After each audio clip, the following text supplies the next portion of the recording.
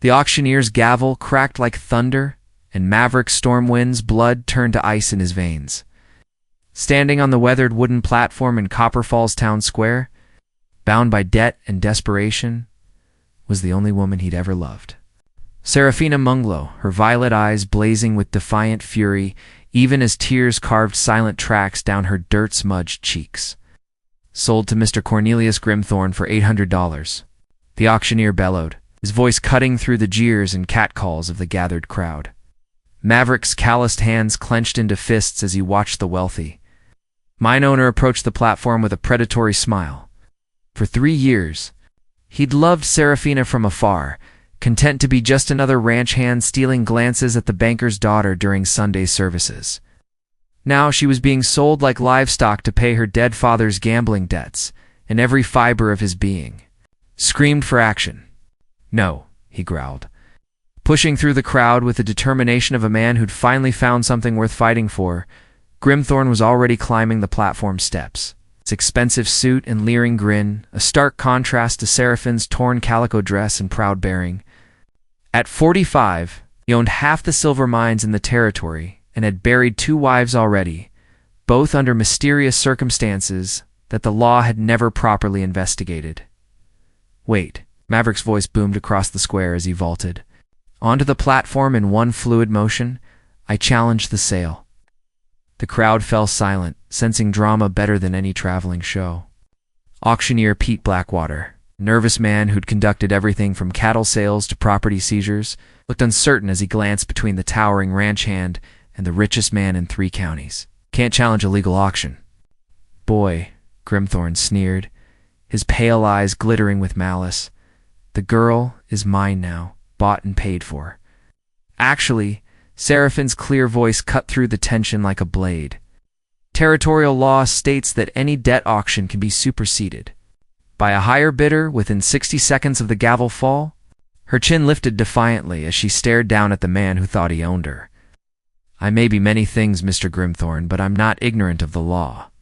Maverick felt his heart swell with admiration, even as panic clawed at his chest. Dad.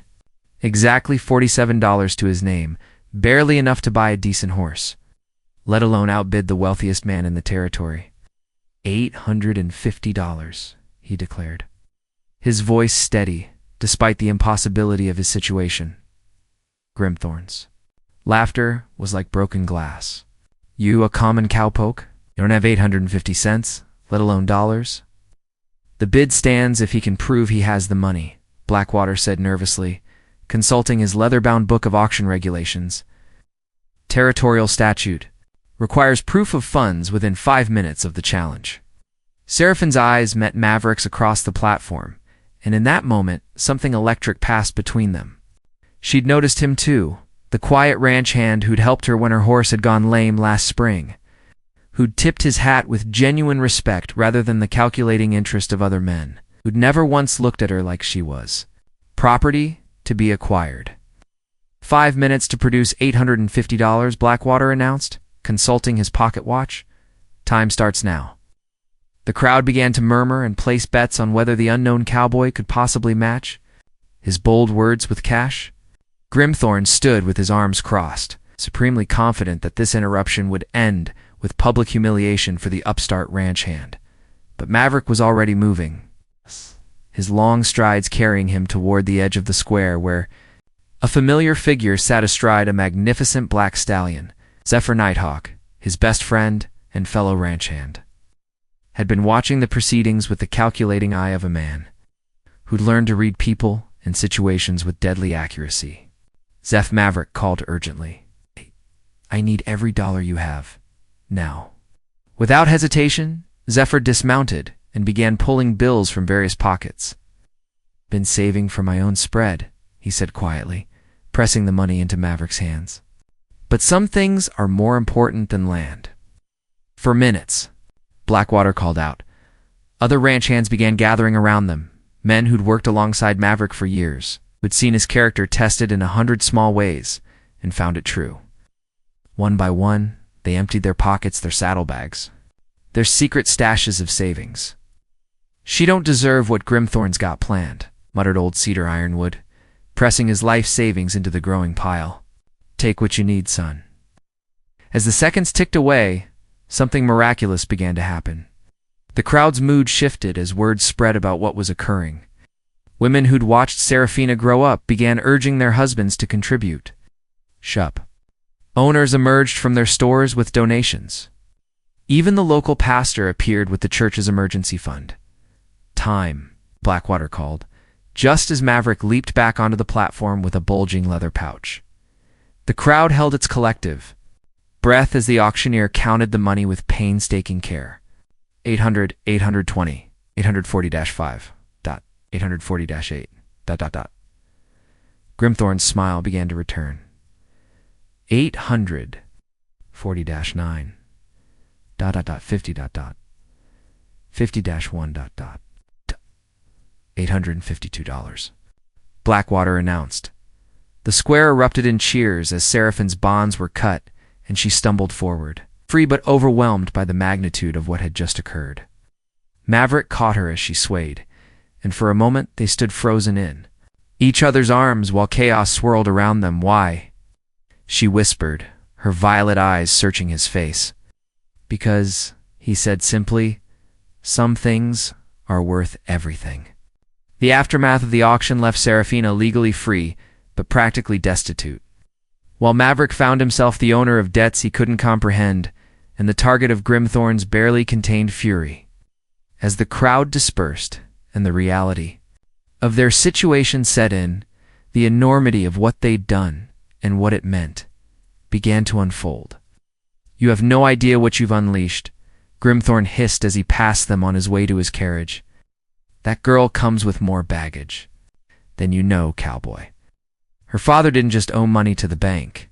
Before Maverick could respond, the mine owner was gone, leaving behind only the scent of expensive tobacco and the promise of future trouble. Serafina pulled away from Maverick's supportive embrace, her cheeks flushing with embarrassment and something deeper. "I can't let you do this," she said firmly. "You don't understand what my father's debts involve. The banknote was just the beginning."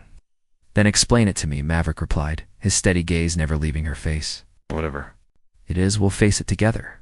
She laughed bitterly, a sound that cut through him like a rusty blade. "Together? You don't even know me. For 3 years you've watched me from across the church aisle, and now you think you can just ... what? Save me? Marry me? Play house until reality sets in?" The accusation stung because it held a grain of truth. Maverick had loved her from a distance, building an image of who she might be rather than knowing who she was.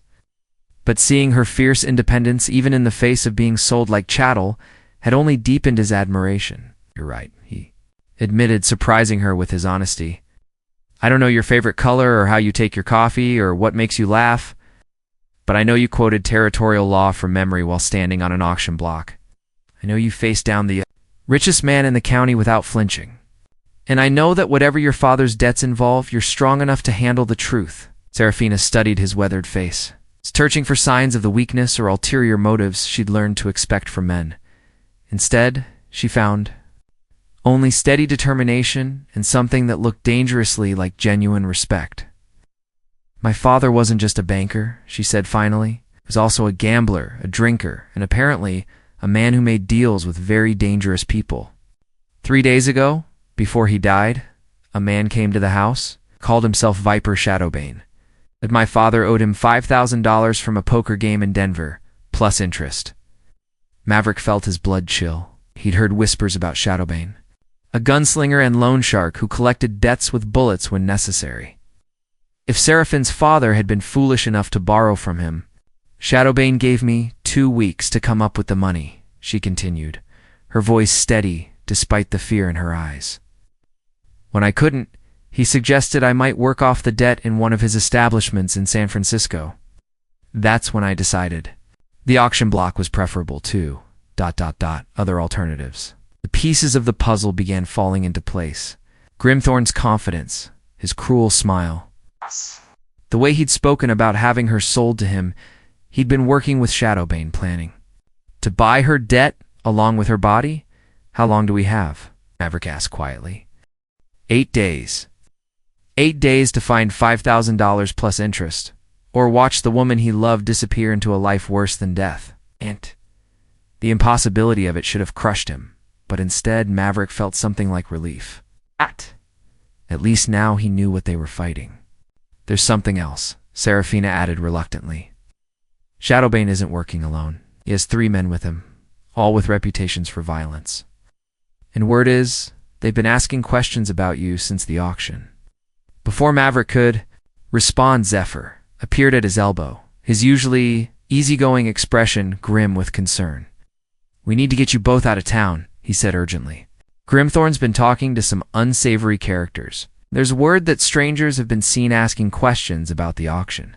As if summoned by their conversation, 4 men emerged from the shadows of the saloon across the square. Even at a distance, their predatory bearing was unmistakable. The leader, a tall man dressed in black with silver concos on his vest, surveyed the scene with cold calculation before his gaze fixed on Serafina. "A viper's Shadowbane," she whispered, her face going pale. The gunslinger began walking toward them. With the unhurried confidence of a man who held all the cards, his 3 companions spread out behind him, their hands resting casually near their weapons. "Miss Munglow," Shadowbane called out when he was still 20 paces away. I see you've found yourself a protector, how? ... touching. Maverick stepped slightly in front of Serafina, his own hand moving instinctively toward the Colt .45 he'd carried since his days as a cavalry scout. But he was 1 man against 4, and in a crowded town square where innocent people could be hurt. "Mr. Shadowbane," Serafina replied, her voice remarkably steady. "As you can see, my circumstances have changed. I'm no longer available for your employment opportunities." Shadowbane's laugh was like the rattle of a snake preparing to strike. "Oh, my dear girl, you misunderstand. Your father's debt didn't die with him, and it certainly didn't disappear because some lovesick cowboy made a grand gesture. You still owe me $5,000, plus interest. The only question is how you're going to pay it. She's under my protection now," Maverick said quietly, his tone carrying the weight of absolute commitment. "Your protection?" Shadowbane's pale eyes glittered with amusement. "And what exactly can a ranch hand offer that would interest me more than what I already have coming?" It was then that Serafina made a decision that would change everything. Stepping out from behind Maverick's protective stance, she looked Shadowbane directly in the eye and said, "A contest. Winner takes all." The gunslinger's eyebrows rose with genuine surprise. "What kind of contest did you have in mind?" "You're a gambling man," she said, her voice growing stronger with each word. "So let's gamble. 1 hand of poker, winner takes all. You win. I go with you willingly, and the debt is settled. I win, the debt is forgiven, and you leave Copper Falls." Forever, Shadowbane considered this, his head tilted like a predator evaluating prey. "And what makes you think you can beat me at my own game, little girl?" Seraphine's smile was sharp as a blade. "Because my father may have been a drunk and a fool, but he taught me everything he knew about cards before the drink took his mind. And unlike him, I know when to quit." The poker game that would determine Seraphine's fate was set for the following evening in the back room of Murphy's Saloon, neutral territory where even Grimthorn's influence carried less weight. Word spread through Copper Falls like wildfire, and by sunset, half the territory seemed to have descended on the small town to witness what folks were already calling the game of the century. Avery spent the day in a state of controlled panic, alternating between admiration for Seraphine's courage and terror at the risk she was taking. He'd seen men lose everything, their homes, their families, their lives at the poker table. And the stakes had never been nearly so high. "She knows what she's doing," Zephyr assured him, as they sat in the ranch bunkhouse, cleaning weapons and trying to prepare for every possible outcome. "I watched her face when she made that challenge. She's got something up her sleeve. She's desperate enough to gamble with her life," Maverick replied grimly. "Either way, we need to be ready for anything." Shadowbane didn't get his reputation by playing fair. Cedar Ironwood, the oldest hand on the ranch, looked up from the rifle he'd been oiling. "Right. Been thinking about this situation," he said in his gravelly voice. "Shadowbane's got 3 men, but word is they're not all gunfighters. One's a card sharp, named Jinx Blackthorn, supposed to be the best in the territory. You think maybe that's why he was so quick to accept the girl's challenge? Possibility hit Maverick like a physical blow. If Shadowbane had brought his own card expert, then Serafina wasn't just gambling against the house, she was walking into a trap.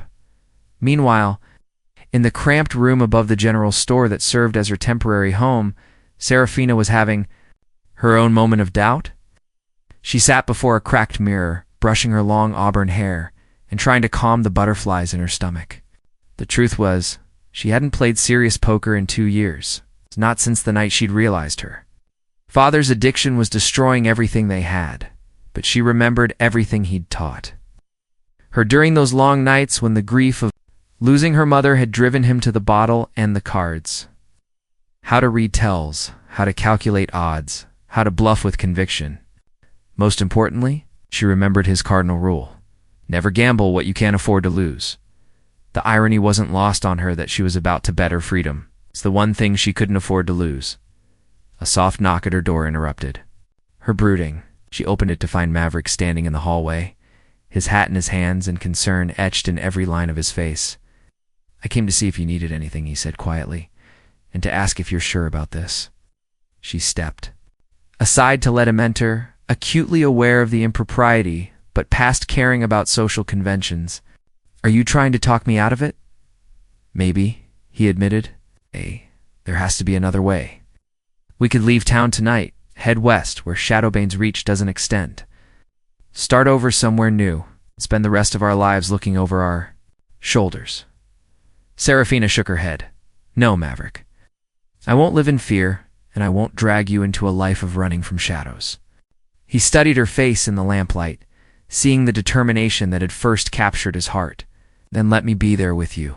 At the table, it's between Shadowbane and me." Those were the terms, not at the table, he clarified. "Just there, in case things go wrong." She moved closer to him, close enough to see the flecks of gold in his brown eyes. "Things might go very wrong, Maverick. Shadowbane didn't agree to this challenge because he thinks he might lose. Is something planned? Then why are you going through with it?" Her smile was sad but resolute, because sometimes the only way out is through. "And because I'd rather die trying to be free than live as someone's property." The weight of her words settled between them, heavy with implication. Maverick reached out slowly, giving her time to pull away, and when she didn't, he cupped her face gently in his calloused hands. "Whatever happens tomorrow night," he said softly, "I want you to know that buying your freedom was the best thing I've ever done with my life, even if it costs you everything, especially then."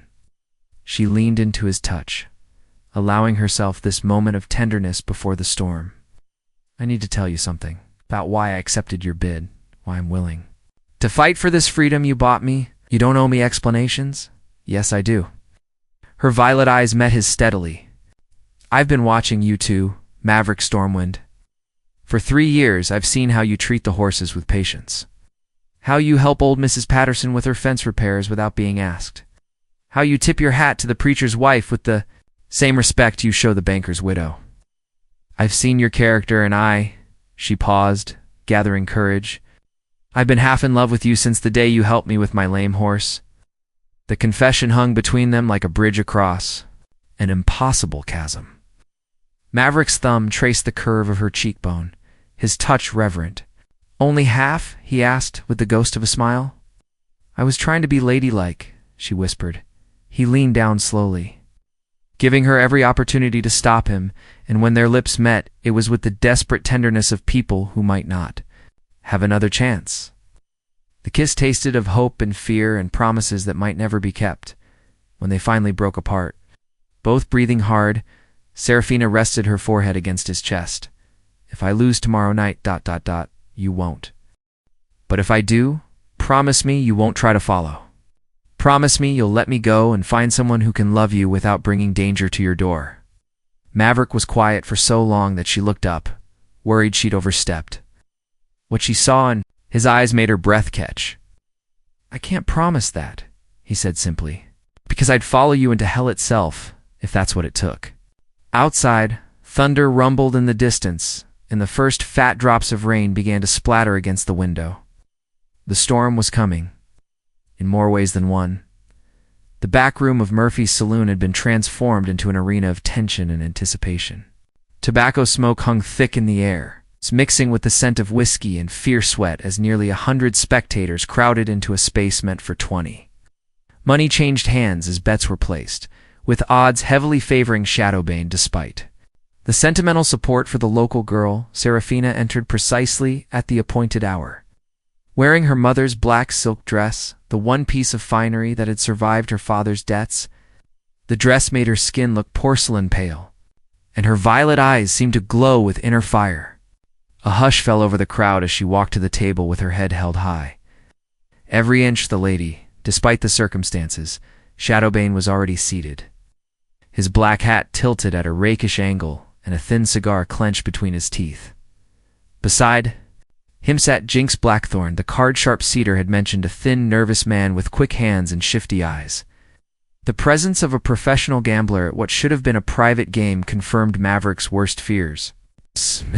Shadowbane rose with mocking courtesy. "How lovely you look this evening. I do hope you've made your peace with whatever gods you favor." "Mr. Shadowbane," she replied coolly, taking her seat across from him. "I see you've brought a friend. I wasn't aware this was to be a social gathering. Mr. Blackthorn is here." "Why, advisor? Surely you don't object to an old man having counsel in such an important matter." The crowd murmured at this obvious attempt at intimidation, but Serafina merely smiled. "Of course not. I've brought my own advisor as well." She turned toward the crowd and nodded to Maverick, who stepped forward with something like relief. If she was calling him her advisor, at least he'd be close enough to act if things went wrong. But instead of Maverick, another figure emerged from the crowd, an elderly woman in a faded purple dress, her silver hair pinned back severely, and her pale blue eyes sharp as winter ice. Maverick had never seen her before, but the way Shadowbane's confident expression flickered suggested he recognized her. "Gentlemen," Serafina said with quiet satisfaction, "allow me to introduce my advisor, Mrs. Cordelia Ravencroft." The name sent a ripple of whispers through the crowd. Even in Copper Falls, people had heard stories of the legendary gambler known as the Silver Widow, a woman who'd reportedly won 3 fortunes and lost 2 husbands at the card table before disappearing. Into the Colorado mountains 20 years ago? Impossible, Shadowbane breathed, his cigar forgotten between his fingers. "Cordelia Ravencroft is dead. Reports of my death," the elderly woman said with a voice like aged whiskey, had been greatly exaggerated. "Hello, Viper. You look older. You to know each other?" Serafina asked, though her tone suggested she'd expected as much. "Oh, yes." Cordelia settled into the chair beside Serafina with the grace of a queen claiming her throne. "Mr. Shadowbane and I have a history. Don't we, Vincent?" The use of Shadowbane's real name caused another stir in the crowd.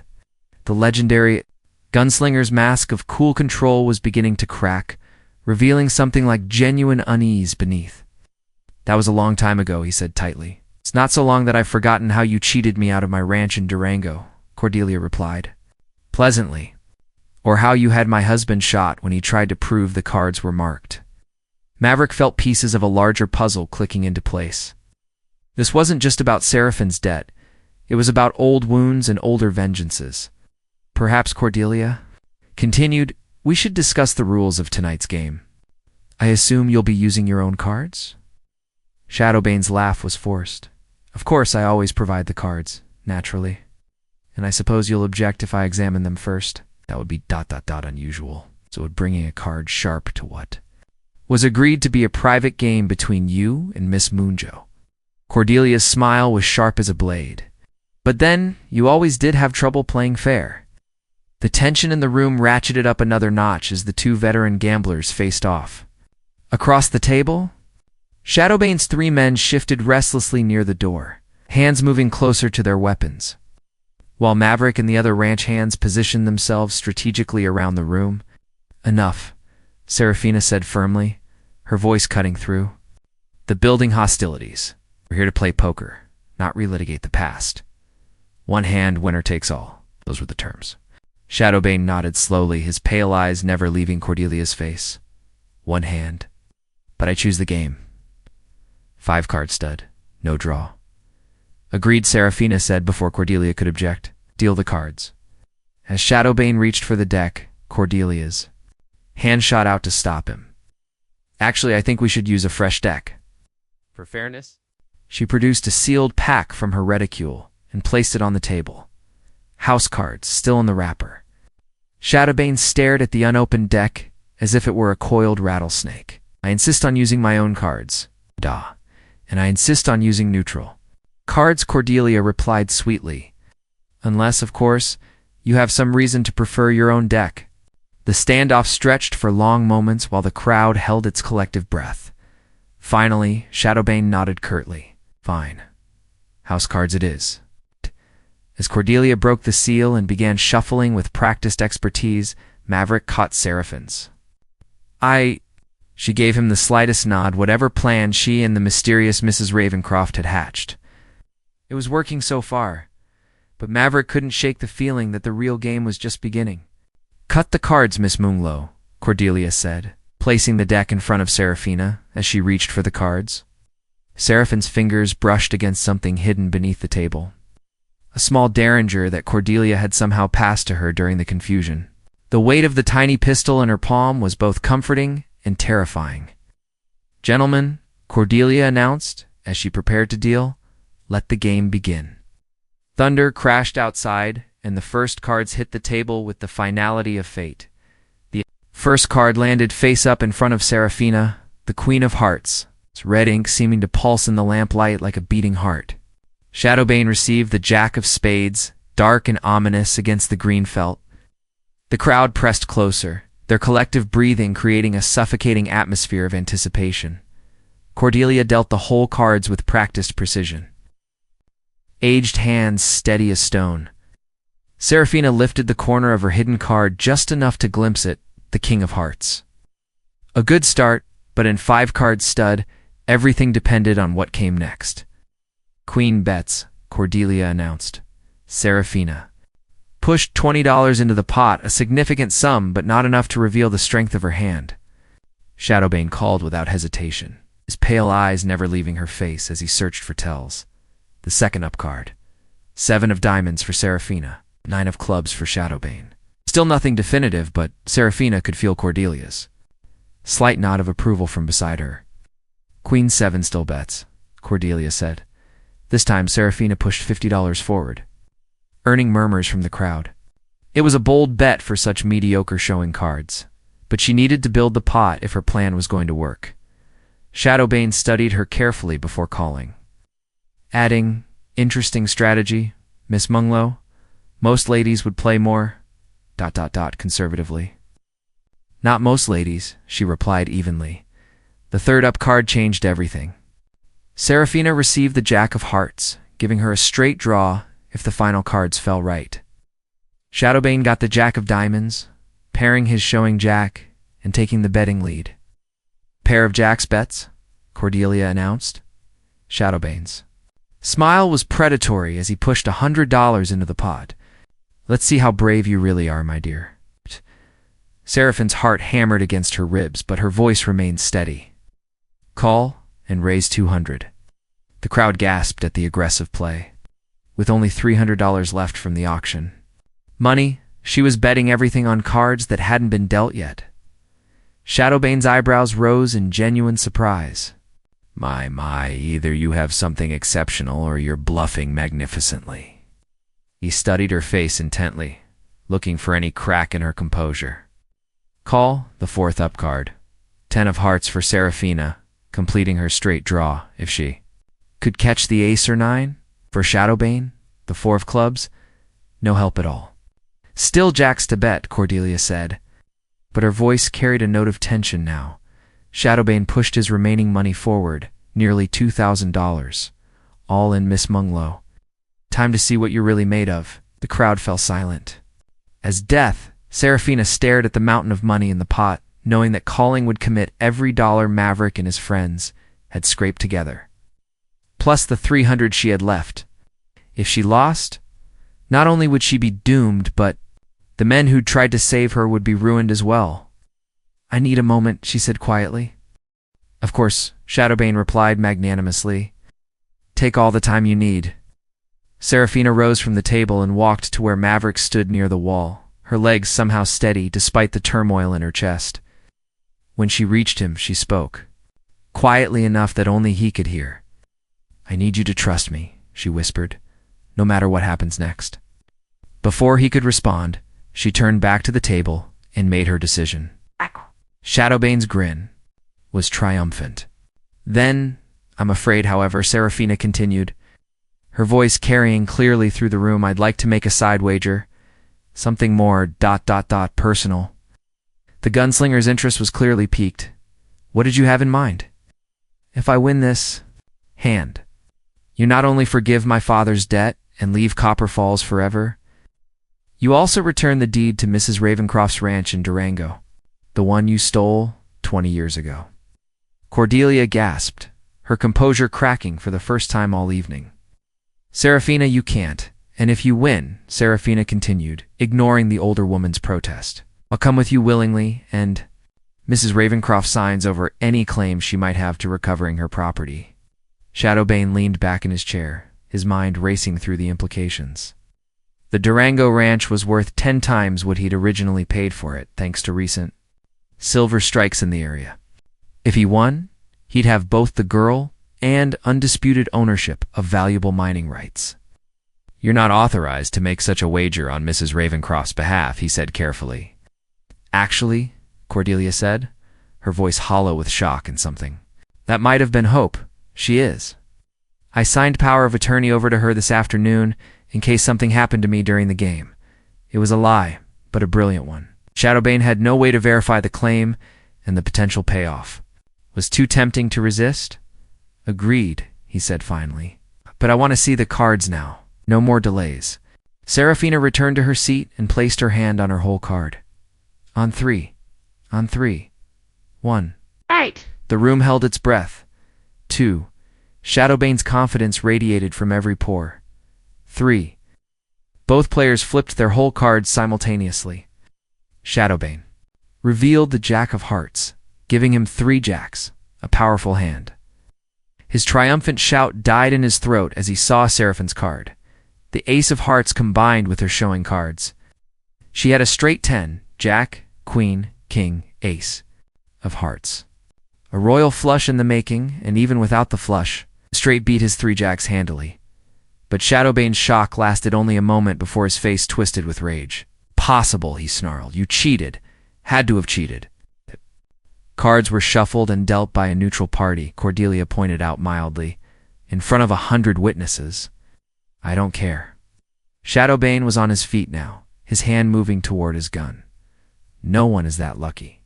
It was then that Serafina made her final play. Rising gracefully from her chair, she allowed her left hand to rest casually on the table, close enough to the hidden derringer to grab it if needed. While her right hand moved to her throat, "You're absolutely right, Mr. Shadowbane," she said calmly. "No one is that lucky." With that, she reached up and removed what the crowd had assumed was a simple silver locket. Instead, it was an ingenious device, a tiny mirror, angled just right to give her a perfect view of the cards as Cordelia dealt them. "I've been reading the cards since the first hand," she announced to the stunned room. "Every single one of them." The crowd erupted in chaos as the implications sank in. Shadowbane's face went purple with fury as he realized he'd been outmaneuvered by a woman he'd underestimated. "You little witch," he roared, his gun clearing leather with practiced speed. But Maverick was already moving, his own weapon appearing. In his hand, as if by magic, the 2 shots sounded almost simultaneously, echoing through the crowded room like thunder. When the smoke cleared, Shadowbane lay sprawled on the floor, clutching his shoulder while Maverick stood steady as a rock, with his Colt still trained on the fallen gunslinger. "Game over," Serafina said quietly, pocketing the derringer she'd never needed to use. "I believe that settles our debt." The aftermath of the shooting brought Sheriff Dusty Hawthorne bursting through the saloon doors with his deputy close behind, their hands already on their weapons as they surveyed the scene. Shadowbane writhed on the floor, his shoulder bleeding, but the wound clearly not fatal, while his 3 companions stood frozen with their hands raised under the watchful eyes of a dozen armed ranch hands. "What in blazes happened here, Hawthorne?" demanded, his weathered face grim as he took in the overturned chairs. Scattered money, and the poker table still bearing evidence of the most talked-about game in territorial history. "Self-defense, Sheriff," Cordelia Ravencroft said calmly, rising from her chair with the dignity of a queen. Mr. Shadowbane drew first when he realized he'd been outplayed at cards. Several dozen witnesses can attest to that. A chorus of voices from the crowd confirmed her account, with even some of Grimthorne's associates nodding reluctantly. The mine owner himself stood near the back of the room, his face a mask of barely controlled fury at seeing his carefully laid plans crumble. "That woman cheated," Shadowbane gasped through gritted teeth, struggling to sit up despite his wound. "She used some kind of device to read cards that were fairly shuffled and dealt by a neutral party." Sheriff Hawthorne interrupted, having caught the tail end of the explanation from the crowd. "Last I checked, using your wits to gain an advantage wasn't illegal, especially when the other party brought a professional card sharp to what was supposed to be a private game." Jinx Blackthorne, the nervous gambler who'd been acting as Shadowbane's advisor, chose that moment to speak up. "Sheriff, I got nothing to do with this. Shadowbane hired me to watch for cheating, not to cheat myself. The lady played fair and square, far as I could tell." "Shut up, you fool," Shadowbane snarled, but the damage was done. His own associate had just confirmed that Seraphina had won legitimately. As the doctor was summoned to tend to Shadowbane's wound, Sheriff Hawthorne began sorting through the legal implications of what had occurred. The debt that had started everything was now void, erased by Seraphine's victory at the poker table. More importantly, the side wager meant that Cordelia Ravencroft's claim to her old ranch in Durango was now legally recognized. There's still the matter of Mr. Shadowbane's business practices, the sheriff said meaningfully. "I've been getting reports from other counties about suspicious debt collections and questionable poker games. Seems like this might be a good time for a more thorough investigation." Shadowbane's pale eyes glittered with hatred as he was helped to his feet, but he was smart enough to recognize defeat when it stared him in the face. "This isn't over," he promised, his voice deadly quiet. "You may have one tonight, but I have a long memory." "So do I," Cordelia replied, her own voice carrying the weight of 20 years of grief and anger. "And unlike you, I have friends who will make sure justice is served." As if summoned by her words, Zephyr Nighthawk stepped forward. From the crowd, his usually easygoing demeanor replaced by something harder and more dangerous. "Sheriff, it might be worth mentioning that me and some of the boys have been doing our own investigating into Mr. Shadowbane's activities. It's found some interesting things in his saddlebags, marked cards, loaded dice, and what looks like forged papers claiming ownership of several properties." Evidence Zephyr produced caused another stir in the crowd. Seems Shadowbane's criminal activities extended far beyond simple loan sharking, encompassing fraud, theft, and probably murder. In the cases of the suspicious deaths that had followed his business partnerships, Vincent Shadowbane, Sheriff Hawthorne said formally, "You're under arrest for fraud, theft, and conspiracy. Your associates can ride out of town peacefully, or they can join you in jail. Their choice." Shadowbane's 3 men chose wisdom over loyalty, disappearing into the night without a backward glance. As the fallen gunslinger was led away in shackles, still clutching his wounded shoulder, Seraphina finally allowed herself to breathe freely for the first time in weeks. But the evening's drama wasn't quite over. Cornelius Grimthorne, who'd been conspicuously quiet during the official proceedings, chose that moment to make his own play. "A remarkable evening's entertainment," he said, his cultured voice cutting through the dispersing crowd. "However, I feel compelled to point out that Miss Munglow's father owed debts to several parties. Not just the unfortunately departed Mr. Shadowbane. There's still the matter of the banknote, for instance." Sheriff Hawthorne's expression darkened. "What banknote?" "The auction was held to settle all of Daniel Munglow's debts." "All the debts that were publicly known," Grimthorne corrected smoothly, producing a document from his inner coat pocket. "However, there was also a private loan, made just weeks before Mr. Munglow's death. $1,500, signed and witnessed, with Miss Munglow's person as collateral should monetary repayment prove impossible." The document looked authentic, complete with what appeared to be her father's signature and the seal of Grimthorne's private bank. Serafina felt her heart sink as she realized the mine owner had prepared for every eventuality. "That's impossible," she said, but even to her own ears the protest sounded weak. Her father had been desperate in his final weeks, drinking heavily and making increasingly erratic decisions.